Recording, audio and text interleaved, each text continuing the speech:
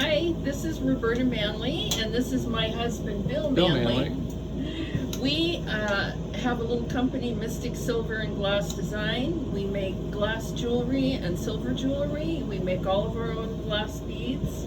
And today we're going to do a little demonstration on how my husband blows hollow beads for these popular necklaces that we make. He blows them on the end of a blowpipe. They're very lightweight and make a nice statement piece. So he's going to be showing you how he works with these little rods of glass like this, and we'll demonstrate for you how he does it. Alrighty, so we're working on a Nortel minor lampwork torch, and that torch gets hot enough to melt glass, of course. And what I'm going to do, it works on propane and oxygen. We make our own oxygen as part of this. And as we integrate the propane and the oxygen, we get a nice clean hot flame in excess of 2,500 degrees, that it's enough to be able to melt the soda lime glass that we're using. The COE for this glass is 104, and that just is a characteristic of the type of glass that we're using. And this is a stainless steel blowpipe. It's got a hole in both ends, and what we'll be doing is placing glass at the end of the blowpipe in such a way that we can form a bubble inside of it. And when I have enough glass on there, I can then shape it into a nice sphere and easily blow a bubble into the inside where we can start decorating the glass, and then eventually heating it back up to a nice glow and blowing it into a hollow ball. And so I'll get started right now.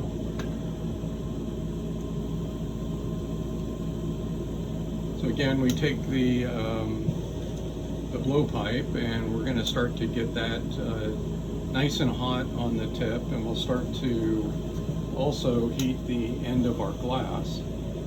What we're going to be doing is putting a very fine small bead on the edge of the blowpipe, not blocking the hole, but creating just a real fine coat of glass around the tip of the blowpipe. And we'll do this until we get enough glass that we can start working the glass out and beyond the blowpipe in order to form a nice gathering of glass. The type of glass I'm using right now is a black, and I'm going to use the colors of black and white. And we'll try to put a nice little design, maybe some dots on it, before we blow it into a ball. It takes a little bit of practice, but what we're doing here is, now that I've got enough coming off the blowpipe, I'm now working the glass out and away from the blowpipe. This is going to essentially form an opening, and you can kind of see that the glass has got a hole in the center of it. We just continue to build on that. And during this process, the glass will come to a close. It'll actually trap some air in there, which is the start of an air bubble. And then what we want to do is we want to just continue to add as much glass as we want to use for the size bead that we want to make. As you can see, it's got to keep moving. Gravity is not our friend in this situation.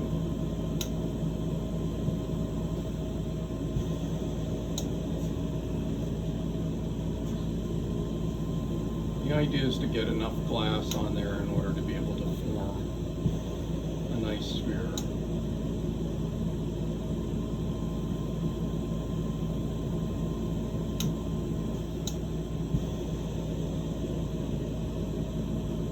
The glass doesn't have to remain a glowing color, it just needs to remain hot enough to where it will retain its form,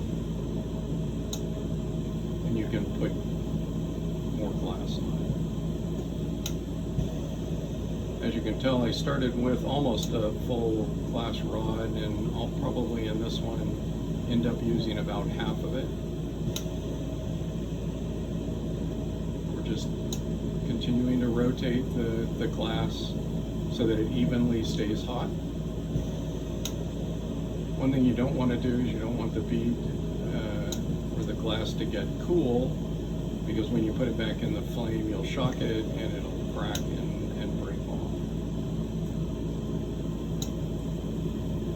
So one of the skills that you have to learn as a bead maker is continuously moving the glass on in the flame.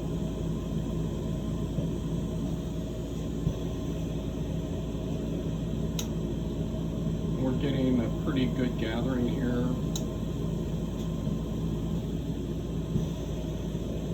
Grab a little bit more glass.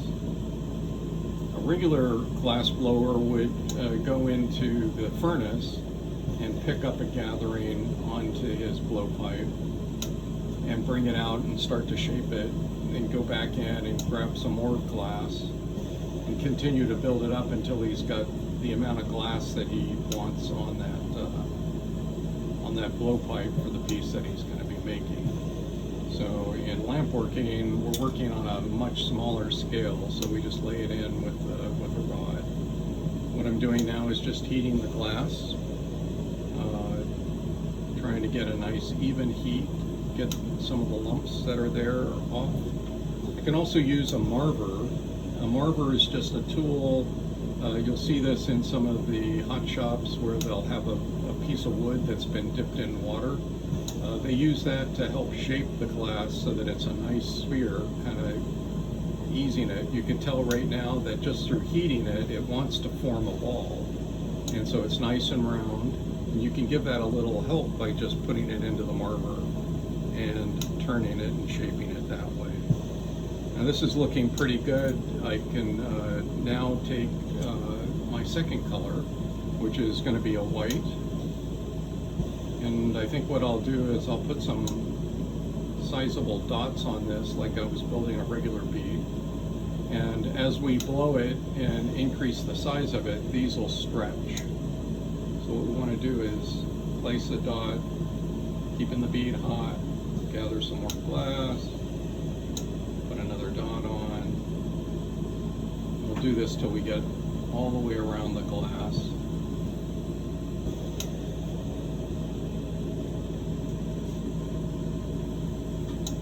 You have to use a little judgment of where you're placing these. You can split the glass in half and work kind of geometrically around, or you can do it kind of randomly.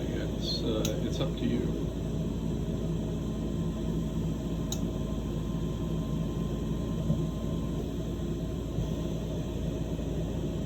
As you can tell, I'm getting a nice assortment of dots around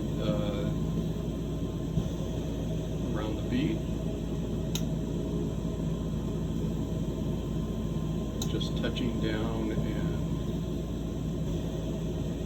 leaving enough glass after my touch down to be able to put a nice dot on the surface. Then what we're going to do is we're going to melt this in. This again is adding more glass to the volume of what we're going to be blowing, which is really needed, because you don't, if you don't have enough glass on there, when you blow it, it'll be so thin that it'll blow out and you'll have a pile of glass shards. So again, we're bringing it back up to a nice glow where the white that we put on there is starting to melt in.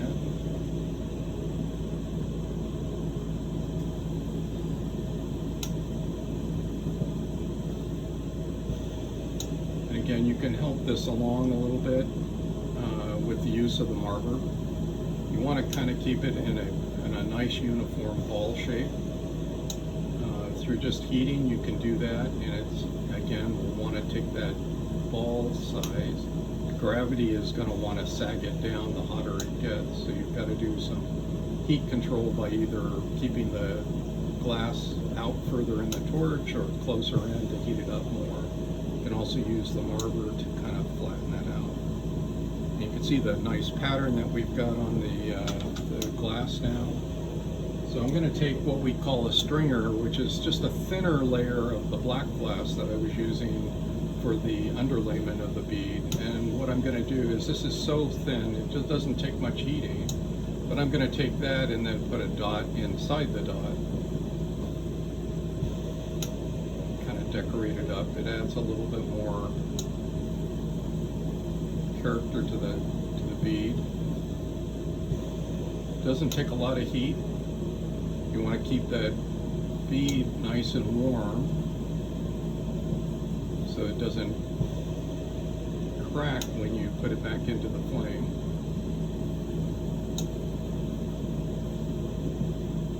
All I'm doing is heating up the end of this stringer and then touching it down in the middle of the white. A lot of different patterns you can create. You could use negative space in here, create different designs. So here we are, we've got these dots on there. What I'm going to do is now melt them down, and I'll get ready to blow the glass ball, the hollow ball.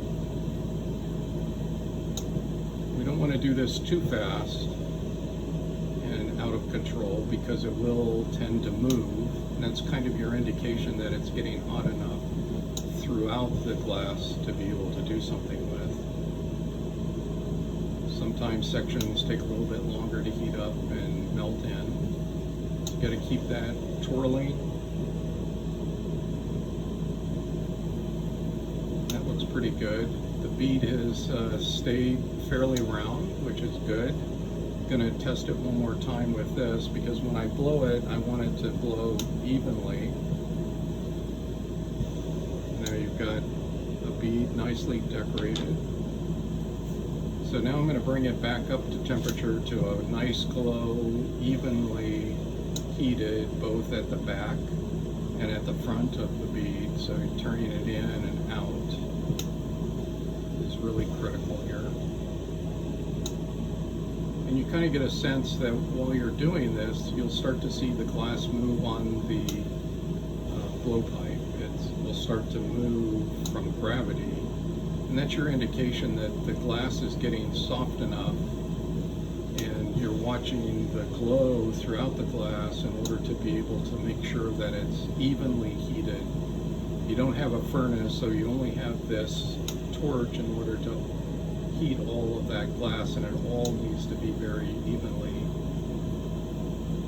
heated. So now I'm getting ready to put this up and blow on it and create that bead size. So here we go.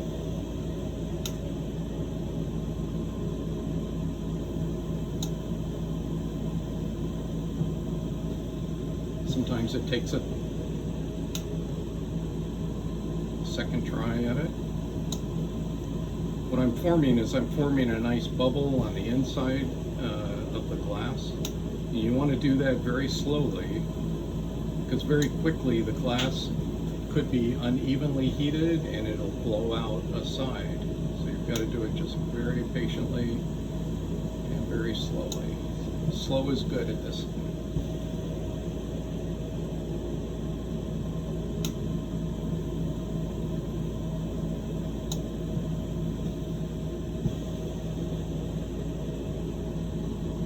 It takes 3 times. But when it goes, you'll feel it right away. And you want to be very careful not to blow too hard.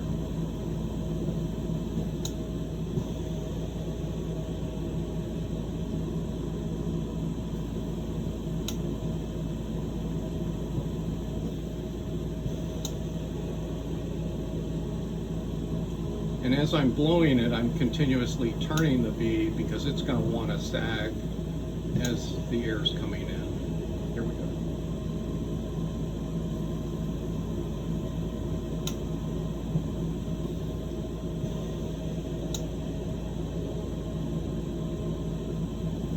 It's being extra difficult tonight.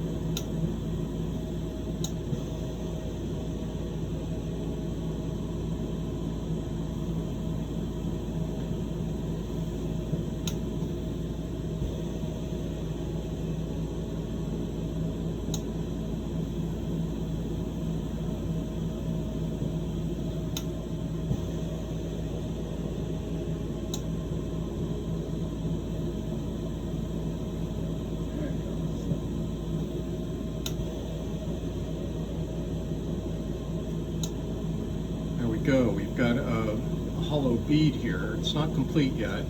The next step is to put, because we're going to use these with necklaces, it's got to have 2 holes in it. So this next part, what I do is I use the assistance of a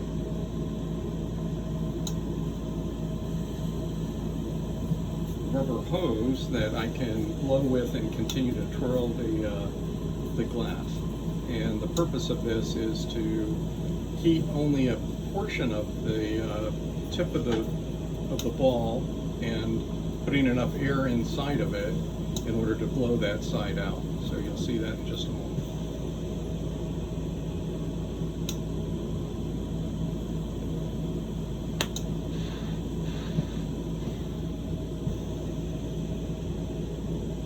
So what I did is I just blew out a little, heated it up so that it was red hot. Then I put enough air inside to cause the glass to expand out on that area and then open up. And so there's a little hole in there. I also then went to my marver on my torch and flattened that out so that it's a nice round bead now. So now the next thing is getting the bead off of the mandrel or off of the blowpipe and into the kiln. We put all of our beads into the kiln after they're made to anneal the glass, get all of the molecules straightened up again so that if they get touched the wrong way, they won't break, and it's sort of a hardening process. So what I'm going to do now is I'm only going to heat the blowpipe and let that heat go towards the bead, and then with my tongs here, I'm going to grab the bead and pull it off of the blowpipe. So here what I'm doing is I'm heating the blowpipe, I'm keeping my tongs nice and warm so they don't shock it. I've got a glow on the blowpipe and I grab the bead and then I just pull this off. I've got an opening. I then flatten that opening so that I've got a nice clean finish on it. Keep the bead in the heat so that it doesn't crack, and calm down a little bit before I put it into the kiln. The kiln is at 960 degrees, and that's the annealing temperature for this type of glass. And that's it. You've got a nice round sphere bead.